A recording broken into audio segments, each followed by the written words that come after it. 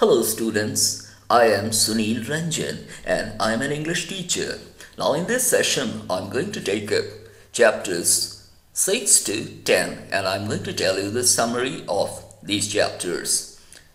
So I'll be telling them all together. Now here it begins. After learning a few words, Helen was eager to learn how to use them.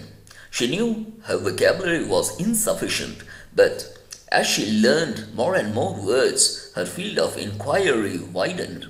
She was always eager to know something more. One such word was love. She wanted to know the meaning of this word. Miss Sullivan tried to teach her the meaning by kissing her, by gently holding her, but somehow she didn't understand it.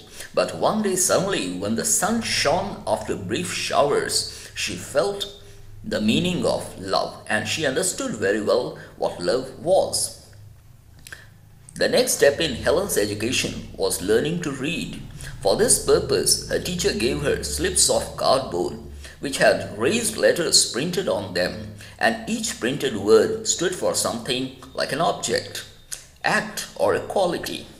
There was a frame also in which she could arrange the words in little sentences. Helen started arranging words like doll is on bed or girl is in wardrobe, etc. After that, she took the book Reader for Beginners and looked for the words she knew. Thus, she began to read also. Helen kept on climbing the steps of learning under the expert guidance of Miss Sullivan until Christmas approached. It was her first Christmas with Miss Sullivan. Both of them prepared surprises for all others.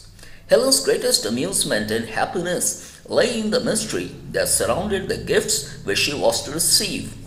Her curiosity was further aroused by her friends. She kept on playing the guessing game with Miss Sullivan. In May 1888, Helen visited Boston with Miss Sullivan. The journey to Boston was very different from her journey to Baltimore, which she had made 2 years before. She sat quietly beside Miss Sullivan, who told her about everything she saw out of the car window. She told her about the beautiful Tennessee River, the great cotton fields, the hills, woods, laughing Negroes, in fact, everything. Helen took her rag doll, Nancy, also to Boston. On the way, she forced Nancy, the doll, to eat remains of mud pies which covered her with dust. She was carried away to give a bath at the Perkins Institution, which left her in a heap of cotton.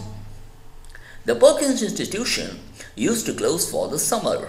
It was almost time for the summer vacation, and it was decided that Helen and her teacher would spend their vacation at Brewster on Cape Cod with Mrs. Sophia Hopkins, a matron at the same institution.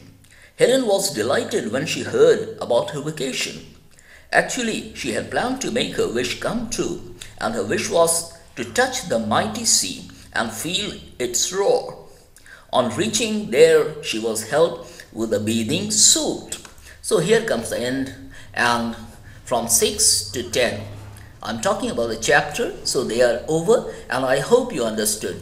And my dear students, I suggest you to subscribe to my channel so that whenever you need, you can listen to me and you can understand the text in the form of a summary.